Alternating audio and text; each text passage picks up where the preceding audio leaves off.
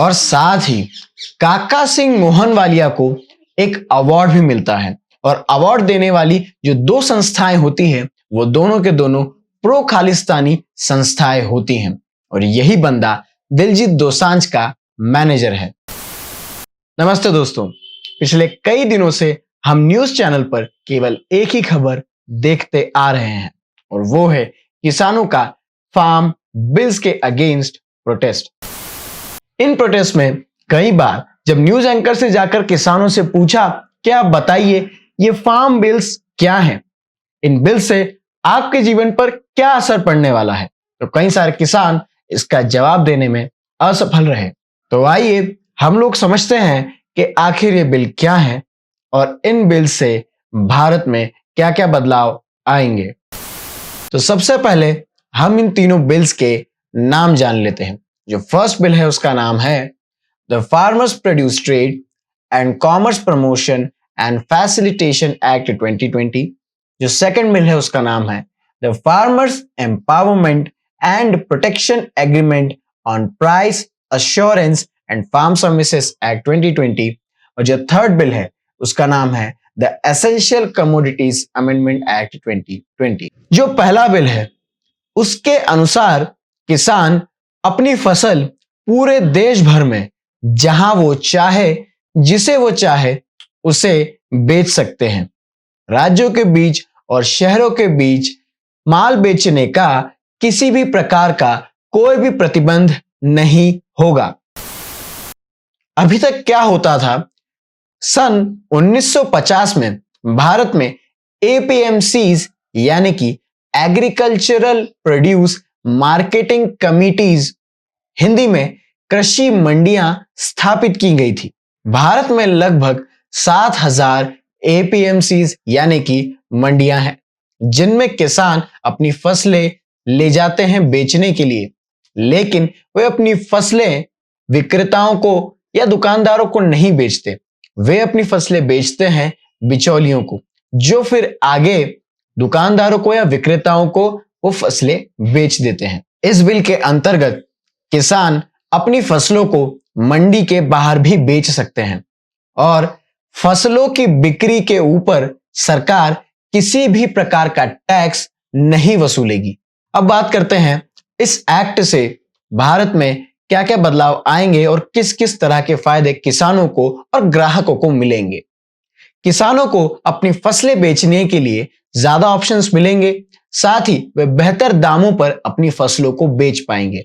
साथ ही इस बिल से उन किसानों को काफी मदद मिलेगी जो ऐसे जगह पर रहते हैं जहां पर प्रत्येक प्रकार की फसल काफी ज्यादा तादाद में उगाई जाती है।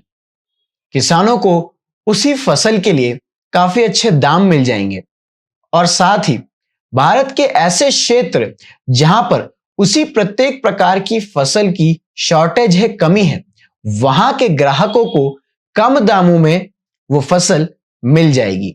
जहां पर कमी है वहां के ग्राहकों को कम पैसों में वो फसल मिल जाएगी और जिस जगह पर ज्यादा फसल उगाई जा रही है वहां के किसानों को अच्छे दामों में फसल बेचने का मौका मिल जाएगा।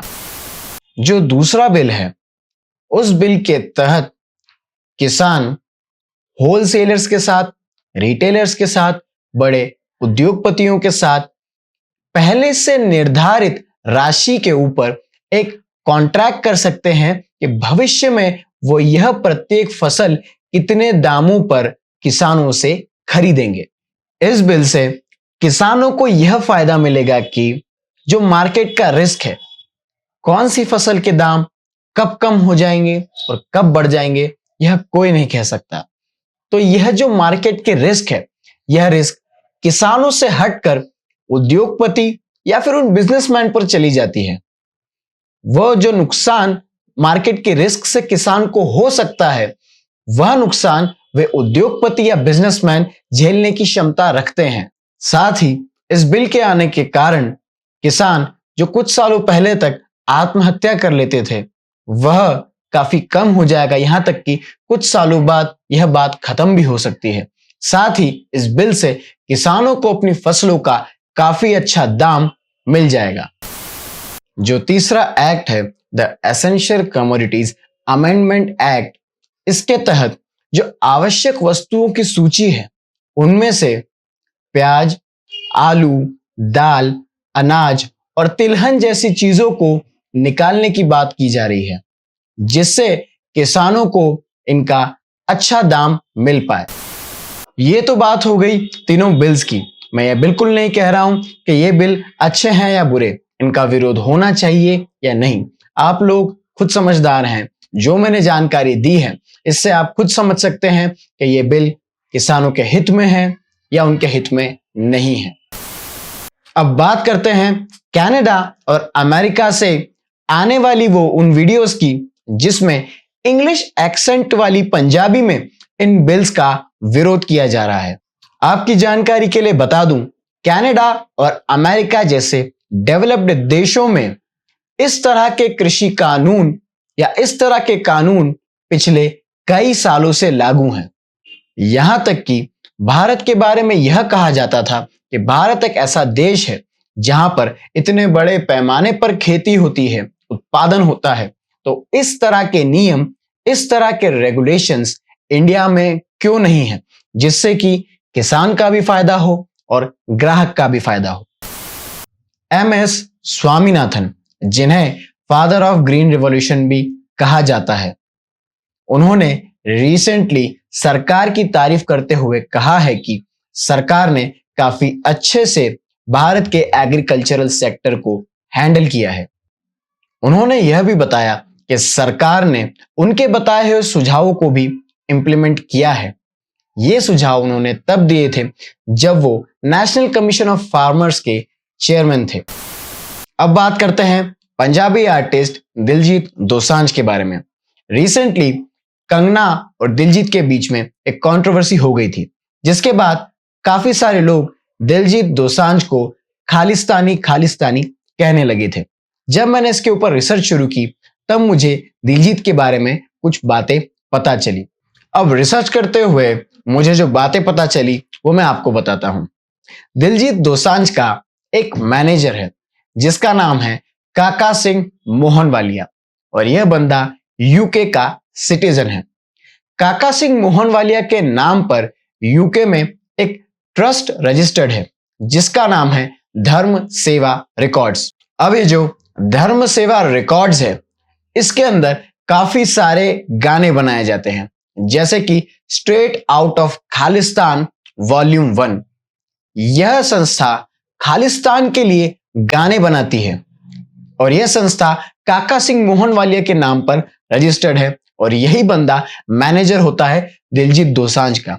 और साथ ही काका सिंह मोहनवालिया को एक अवार्ड भी मिलता है और अवार्ड देने वाली जो दो संस्थाएं होती हैं वो दोनों के दोनों प्रो खालिस्तानी संस्थाएं होती हैं और यही बंदा दिलजीत दोसांझ का मैनेजर है। अब बात करते हैं कि आखिर जो किसानों के वेश में छुपे हुए प्रदर्शनकारी हैं, जो किसानों के वेश में छुपे हुए खालिस्तानी हैं, देशद्रोही हैं, वे किसान आंदोलन की आड़ लेकर आखिर क्यों रिलायंस जियो का बहिष्कार कर रहे हैं। अब मैं आपको एक सीरीज ऑफ इवेंट्स बताता हूं जिससे पूरी पिक्चर आपके सामने खुद ब खुद क्लियर हो जाएगी। चाइना इंडिया को वार्न करता है कि इंडिया चाइनीज कंपनी हुआवे को 5G के ट्रायल से बाहर ना करे, लेकिन इंडिया फिर भी हुआवे को 5G के ट्रायल से बाहर कर देता है। उसके बाद अमेरिका रिलायंस जियो को क्लीन टेलीकॉम नेटवर्क कंपनीज की लिस्ट में शामिल कर देता है और अमेरिका ये बयान भी देता है कि वो चाइनीज कंपनी जैसे कि हुआवे इस तरह की कंपनी के साथ बिजनेस को रिजेक्ट करते हैं और वो रिलायंस जियो जैसी कंपनीज के साथ बिजनेस करना पसंद करेंगे। और उसके बाद ही अभी किसान आंदोलन की आड़ लेकर देशद्रोही और प्रदर्शनकारी रिलायंस जियो का बहिष्कार कर रहे हैं।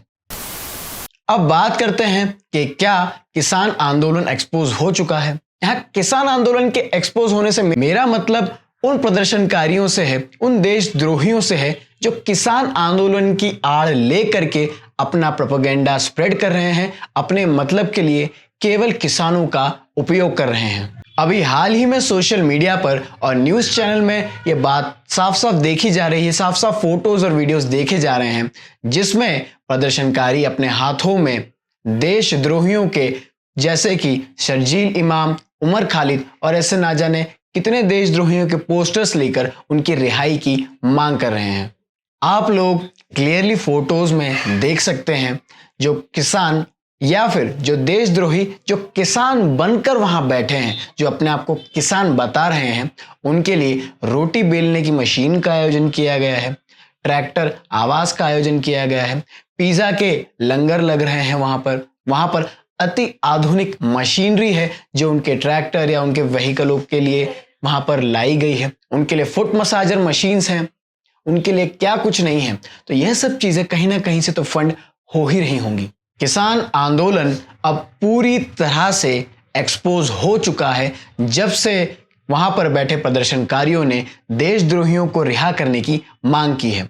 यहां पर एक्सपोज होने से मेरा सिर्फ यह मतलब है कि प्रदर्शनकारी और देशद्रोही किसानों का सिर्फ और सिर्फ उपयोग कर रहे हैं, उन्हें बहला रहे हैं, उन्हें गुमराह कर रहे हैं, उन्हें फार्म लॉस के अगेंस्ट बहला फुसलाकर उनका केवल और केवल प्रयोग किया जा रहा है उनके अपने मतलब के लिए। अब बात करते हैं कि आखिर इन तीनों फार्म बिल्स के थ्रू मोदी गवर्नमेंट क्या करना चाह रही थी। मोदी गवर्नमेंट इन तीनों फार्म बिल्स के थ्रू एग्रीकल्चरल सेक्टर को प्राइवेटाइज करना चाह रही थी। आपको मैं सरल शब्दों में समझाता हूं। अमेरिका के पास एक स्पेस ऑर्गेनाइजेशन है जिसका नाम है स्पेस एक्स और उनके पास नासा भी है, लेकिन इंडिया के पास सिर्फ इसरो ही क्यों है? क्यों इंडिया के पास स्पेस एक्स जैसी एक प्राइवेट स्पेस ऑर्गेनाइजेशन क्यों नहीं है? कुछ स्पेशलाइज्ड सेक्टर्स होते हैं जिसमें सरकार प्राइवेट कंपनीज को एंटर नहीं होने देती। उन स्पेशलाइज्ड सेक्टर्स में केवल और केवल सरकारी ऑर्गेनाइजेशंस ही काम कर सकती है, जैसे कि स्पेस ऑर्गेनाइजेशंस हो गया या रेलवेज हो गई। इसमें केवल सरकारी ऑर्गेनाइजेशंस ही काम कर सकती हैं। जैसे कि स्पेसएक्स जैसी ऑर्गेनाइजेशन को अमेरिका की सरकार ने स्पेस सेक्टर में या फिर टेक्निकल टर्म्स में स्पेस सेक्टर को जो भी बोलते हैं उस सेक्टर में एंटर होने दिया और अमेरिका की इस सेक्टर में ग्रोथ हुई। बिल्कुल इसी प्रकार किसी भी सेक्टर में अगर प्राइवेटाइजेशन किया जाएगा और प्राइवेट कंपनीज उसमें एंटर होंगी तो उससे नंबर ऑफ प्राइवेट कंपनीज भी बढ़ेंगी, नई नई प्राइवेट कंपनीज खुलेंगी भी, उससे लोगों को जॉब्स भी मिलेंगी, उससे ओवरऑल देश का डेवलपमेंट होगा। और इन तीनों फार्म बिल्स के थ्रू एग्रीकल्चरल सेक्टर को प्राइवेटाइज करना यही सरकार की नीति है। मेरा काम है आप लोगों को जानकारी देना। ये तीन बिल्स किसानों के हित में है या नहीं ये आप खुद समझ सकते हैं। दिलजीत दोसांझ खालिस्तान का सपोर्टर है या नहीं ये भी आप खुद समझ सकते हैं। किसान रिलायंस जियो को क्यों बायकॉट कर रहे हैं, आखिर क्या चल रहा है ये भी आप लोग खुद समझ सकते हैं। एक बात मैं क्लियर कर देना चाहता हूं, इस वीडियो में मैंने किसानों के खिलाफ कुछ भी नहीं कहा है। यदि मैंने किसी के खिलाफ कुछ कहा है तो वो है इन प्रदर्शनकारियों के मुखिया जो इनका नेतृत्व कर रहे हैं। मैंने किसानों के खिलाफ ना तो अभी कुछ बोला है ना मैं कभी कुछ बोल सकता हूं।